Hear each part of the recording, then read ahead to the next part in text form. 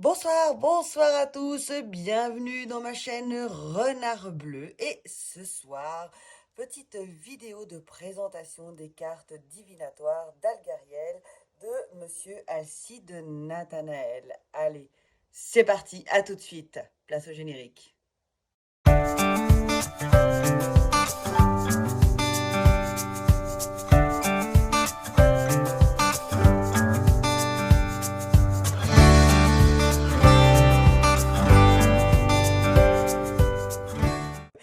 Alors, ce soir, j'ai envie de vous présenter ce coffret nommé Cartes divinatoires d'Algariel de Alcide Nathanaël. Alors, voilà le coffret. Apparemment, c'est une nouvelle édition et je dois vous avouer que je n'ai pas la première. J'aime beaucoup déjà la partie aimantée. Voilà, ça c'est quand même classe. Le petit livret est en toute honnêteté, hein. Oui, on est très content d'avoir des livrets en couleur, c'est très bien, c'est joli, mais franchement, il suffit largement. On va le regarder tout à l'heure. Donc, l'intérieur du coffret, ici, rouge, un rouge assez foncé, un rouge sang presque. Et puis voici le dos du coffret avec 4 images d'explication. Alors, on va lire tout de suite l'arrière. Hop, je ne sais pas, est-ce que vous voyez bien? Allez, c'est parti. Cet oracle de 32 cartes est inspiré des rêves de son créateur et a été dicté par des forces spirituelles. Ces graphismes, sombres et parlants, vous révéleront non seulement votre avenir, mais aussi votre aptitude cachée. La richesse de ces symboles en fait un outil complet, ce qui conviendra aussi bien aux novices qu'aux plus chevronnés. Ces cartes vous permettront d'obtenir les réponses à vos préoccupations et vous aideront à dévoiler les événements de votre avenir, à entraîner votre intuition, à entrer en contact avec les esprits. Il est également possible de faire des tirages en relation avec les vies antérieures. Donc voilà, ça c'est vraiment un oracle que je trouve très complet et je tiens à remercier Alcide Nathanaël. Alors, ce jeu, pour vous avouer, à la base, il m'a toujours attiré, mais je ne l'avais jamais acheté parce que je suis une grande fidèle des types de cartes, le normand, le tarot. Voilà, c'est un peu comme vous le savez, mes bébés. Mais il me parlait à chaque fois, j'y pensais. Il y avait quelque chose avec ce jeu-là. Je prenais les cartes de démonstration, je les regardais, je les observais. Je me disais, non, non, c'est bon, ne rachète pas encore un nouveau jeu. T'en as tellement, t'as presque tous les types de Lenormand, des tarots, en veux-tu, en voilà. Stop, ne te disperse pas. Et voilà, voilà, j'ai donc craqué. Alors ça commence à remonter hein, maintenant, hein. Et je peux vous avouer en toute sincérité que ce jeu euh, parle, mais parle énormément. Il est juste véritablement incroyable. Et ce que j'ai aussi énormément apprécié, c'est que, voilà, le livret, on a, comme je vous ai dit au début, on n'en a pas forcément besoin de plus. Parce que en plus, vous allez voir, les cartes ne sont pas nommées. Il n'y a pas de mots-clés. Et ça, j'apprécie. En tout cas, pour ma part, j'aime qu'il n'y ait rien afin qu'on puisse se plonger dans la carte. Autrement, pour moi, encore une fois, j'insiste, pour moi, on est trop vite dans le mental.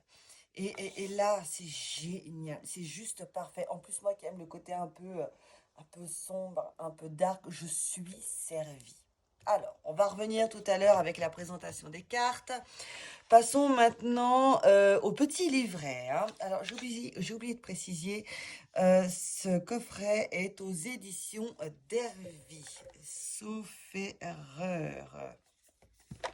Alors, c'est un livret bilingue anglais-français. Donc, on a ici l'introduction.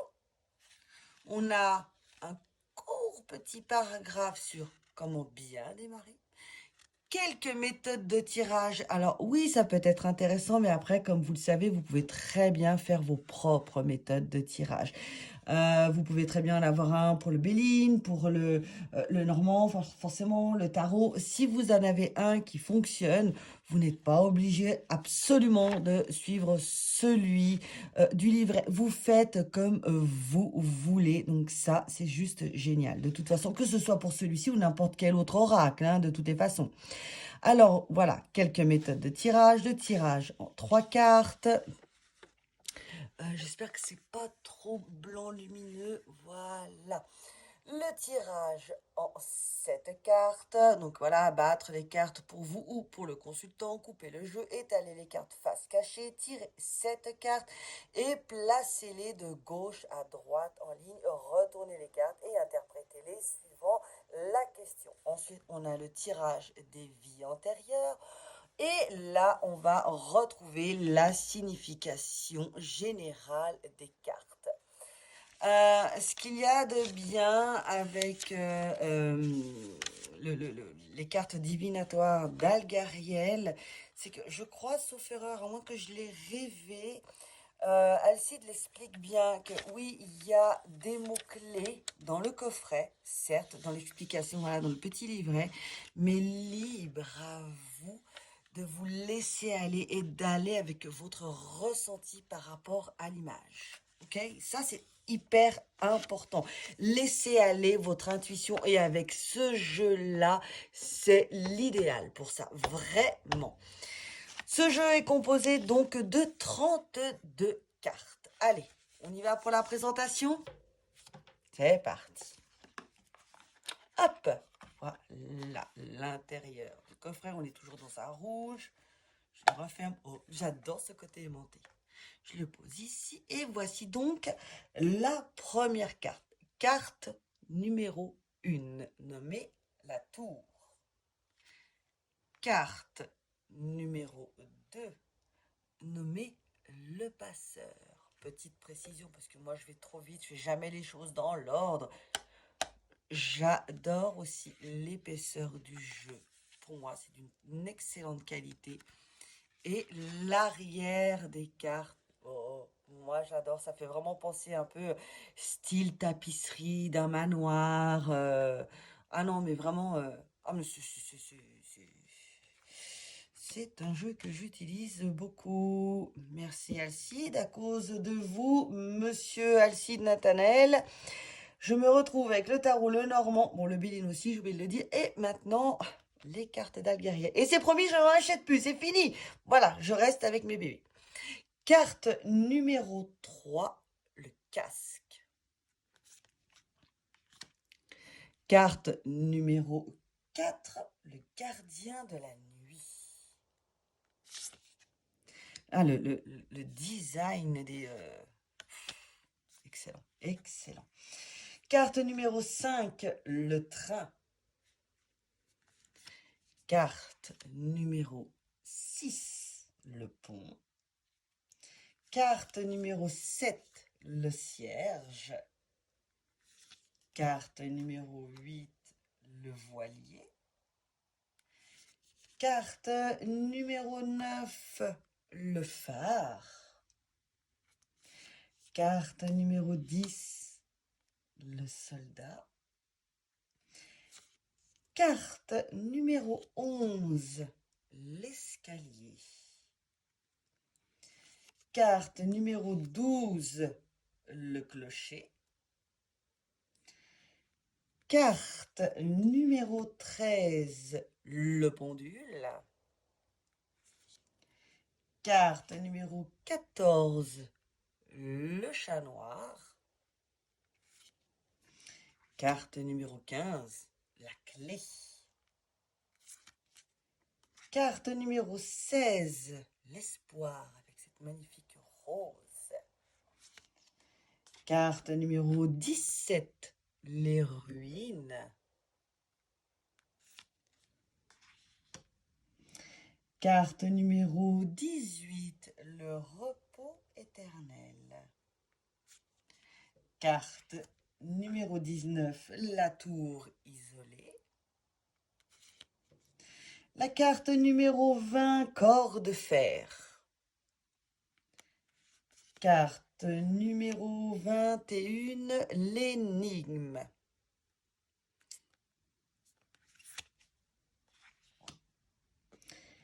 Carte numéro 22, l'opéra. Carte numéro 23, la corde. Carte numéro 24, la lettre. Superbe.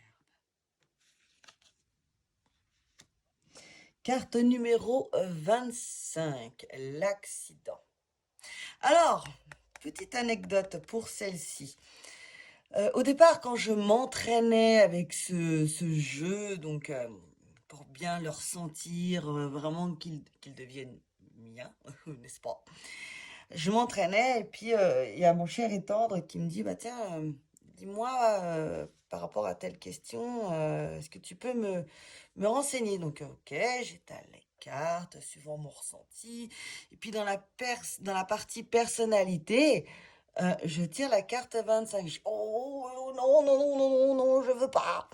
Ma foi, elle sort. Donc dans mes souvenirs, lorsque j'avais quand même un peu parcouru le livre, que je n'ai pas emmené ici, j'aurais quand même dû vous le présenter aussi.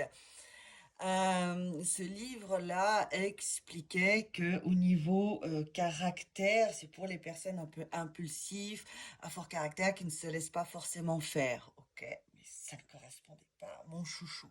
Je dis, non, le livre, il est très bien pour aussi voir les choses d'une autre façon, en plus de son ressenti. Si on veut avoir d'autres idées, pourquoi pas? Ok, mais moi, ce qui me parlait pas, c'est qu'il était vraiment, cette carte-là apparaissait dans la partie, donc personnalité, d'accord? Le consultant, donc en l'occurrence, mon chouchou, voilà.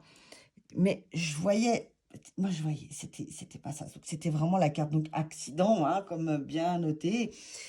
Et je dis, mais écoute, malgré tout, même si elle est posée sur sur la partie personnalité, hein, le consultant, moi, je te demanderais quand même de faire un peu plus attention qu'à l'habitude sur la route, sur ton travail.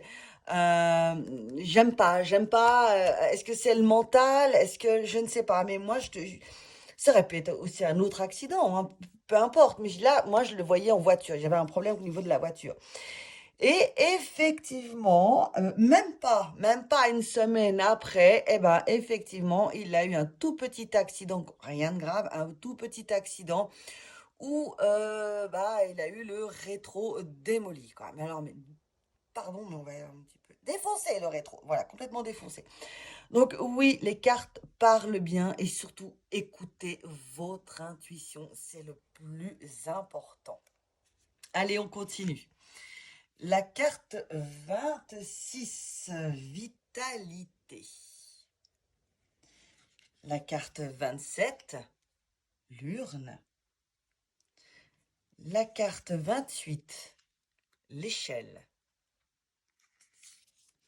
La carte 29, présage. La carte 30, le travail. La carte 31, l'épée. Et non, la carte 31, l'épée. Et la carte 32, le tunnel.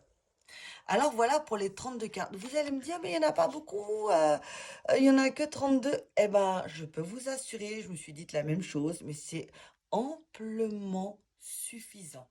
Véritablement, vu comme elle parle, on peut parler donc voilà comme du quotidien, de la spiritualité, des vies antérieures, et au moins on ne se perd pas. Tout est là et encore une fois, écoutez votre ressenti. Ce jeu est phénoménal. Sincèrement, si vous voulez développer encore un peu plus votre intuition, aller au-delà que certains jeux où où il y a des mots-clés dessus, partez là-dessus. Essayez-le, c'est l'adopter. Vraiment, hein, je ne suis absolument pas sponsorisée par Monsieur Alcide Nathanaël, pas du tout. Là, c'est vraiment une présentation par le cœur. Vraiment, c'est un coup de foudre qui a mis du temps parce que j'ai tourné autour, mais c'est un coup de foudre juste génial avec ce jeu. Par exemple, laissez-vous aller. Le pont, je crois que c'est aussi effectivement dans le livre, il me semble. On va regarder tout de suite dans le petit livret. Si on s'arrête sur la carte la 6, donc le pont, c'est la connexion spirituelle, les phases, le changement, le passage. Ce qui est en soi assez logique, hein. Le changement par le bien aussi. La connexion spirituelle, passer presque dans un autre monde. C'est tout à fait logique. Maintenant, si c'est une personne qui a besoin, qui a des problèmes au niveau de ses émotions, de la gestion de ses émotions, on peut très bien aussi se dire que on laisse couler, on passe au-dessus de ses émotions et on apprend à lâcher prise. Tout dépendra aussi de votre ressenti. L'ascète, par exemple, le cierge, l'occulte, la médiumnité, la communication avec l'au-delà, effectivement. Et moi, par moments, cette carte-là, elle me fait penser à voir les choses dans la pénombre, voir les choses sous un autre angle. La plupart du temps, on voit les choses avec la lumière allumée dans une pièce, avec un plein éclairage, en plein soleil. Mais je pense que vous allez être éventuellement d'accord avec moi, mais lorsqu'on éteint la lumière, lorsqu'on voit autrement, sous une autre luminosité, on voit les choses d'une autre façon. Et spirituellement, c'est aussi ça que me fait penser cette carte-là. En tout cas, à mon sens. Alors, je vais pas toutes les faire, hein. Mais on a encore la carte 8 pour les voyages, le long déplacement, l'attente, la transformation. Donc honnêtement, le livret est largement suffisant. Si vous avez envie de faire connaissance de façon plus approfondie, vous avez le livre. Navré, je ne l'ai pas pris avec moi, il est dans le salon, il n'est pas dans mon cabinet. Et c'est juste génial parce qu'on a une autre approche et vous pourrez vous permettre d'avoir donc une autre façon de penser et donc très enrichissante. Là, le voilier, allez, pour la dernière, le voilier, le phare, le soutien, l'amitié, la confiance, le secours et les possibilités. Voilà, je vous le remonte. 9, soutien, amitié, confiance, secours, possibilités. Et effectivement, le phare, on est bien d'accord qu'en pleine mer, lorsqu'il allume les lumières, il montre sa position, mais aussi on est vu, on a besoin d'être vu. C'est aussi quelque part peut-être le guide spirituel. C'est aussi quelque part aussi un peu la solitude. Mais on a toujours cette lumière pour nous trouver si besoin est. Donc voilà, vraiment, certes, c'est un style un peu dark. Moi, j'adore. Ça peut peut-être forcément ne pas parler à tout le monde, mais je me répète encore et encore, ce jeu est véritablement le top pour développer son troisième œil, sa confiance en soi dans un sens, hein. Là, le clocher avec la spiritualité, le 13, le pendule, donc la spiritualité, la médiumnité, le chat noir. Alors, le chat noir, moi, je comprends le côté symbolique, tout ce qui est attrait un peu à la magie noire, la sorcellerie. Qu'est-ce qu'il y avait encore noté si on s'affaire un peu sur la sorcellerie, la magie noire, le besoin d'indépendance, effectivement. Oui, alors effectivement, je suis pas du tout dans l'idée qu'un chat noir porte malheur, hein, mais absolument pas, pauvre bête, mon Dieu. Mais voilà, effectivement, euh, dans nos subconscients, on est bien d'accord qu'on sait que le chat noir, donc le côté symbolique, est vraiment lié un peu aussi à la sorcellerie et magie noire. Donc c'est un bon représentant. Mais ne pas rester enfermé là-dessus, ça peut très bien être aussi euh, l'indépendance, telle du chat, la discrétion, mais aussi la douceur, le repos, la détente. Lorsqu'un chat ronronne, ça nous fait énormément du bien. Ça peut parler aussi de l'agilité. Un chat, il est extrêmement agile aussi lorsqu'il tombe, on va dire, d'une petite hauteur, il retombe toujours sur ses pattes. C'est aussi éventuellement l'adaptabilité. Donc laissez-vous aller par rapport à votre ressenti, par rapport à la question par rapport à la personne que vous allez accueillir en face. Laissez-vous aller et certes, apprenez, non, pas apprenez, surtout pas, mais oui, parcourez un peu le livret, faites connaissance de cette façon-là, mais laissez-vous aller, lâchez prise, et vous allez voir que ce jeu-là est juste incroyable. Et encore une fois, merci, monsieur Alcide Nathanaël, et je vous dis à bientôt. N'hésitez pas à ceux qui ont regardé ma vidéo de mettre un petit pouce, ça me ferait du bien, je débute sur YouTube, comme vous pouvez le savoir. Et je vous dis à très bientôt sur YouTube, sur les autres réseaux sociaux. Et n'hésitez pas à venir découvrir mon site internet renardbleu.ch. Vous pourrez trouver donc ce que je propose en tant que thérapeute, les différentes médecines chamaniques, la découverte de son animal totem, mais aussi des différentes consultations de voyance en présentiel, par email, par téléphone, en visio. Il y a le choix et je vous dis à très bientôt. Je vous embrasse. Au revoir, à bientôt.